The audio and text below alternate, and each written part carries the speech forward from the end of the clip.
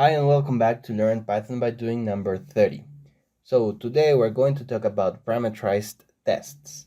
So there is a special decorator, which is pytest.mark.parametrize, which allows us to pass several cases to just one test. So remember in our example here, where we had a bank account, we're going to test combined transactions. So the first operation will be a deposit and the second operation will be a withdrawal. So let's start by creating this decorator mark.parametrize, and you can pass also arguments to the decorator. So here we're going to pass a string, which is going to be amount to deposit.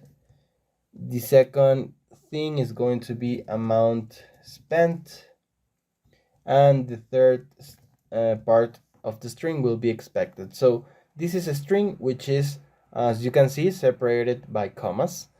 And then this is the first argument. The second argument is going to be a list of tuples. So for example, in the first case, we're going to deposit $50. Then we are going to spend $10. So we expect that after these two transactions are done, we are left with $40.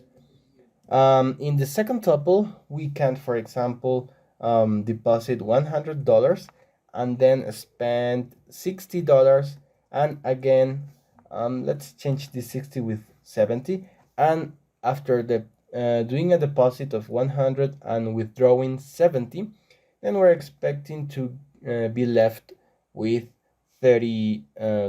Okay, so this is our decorator. Now this decorates these test transactions, and the first argument will be the fixture. So remember, we had these two fixtures here.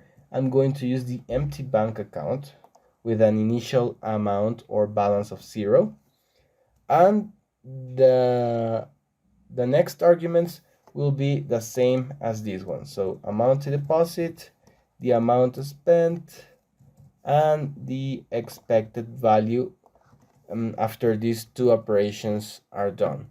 So empty bank account, we have to call the deposit method with amount to deposit. The second operation will be withdraw with amount spent. And finally, we want to assert if the balance of this thing is equal to the expected balance after we do both of these operations. So let's see. Okay, so 9 tests passed. We can put any amount of cases here. So now let's suppose we have 54 and we spend $4 and we are expected to be left with $50.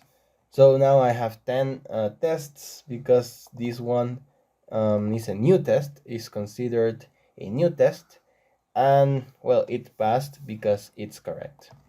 So this is how you can test several cases of the same test, and it's very, very, very useful.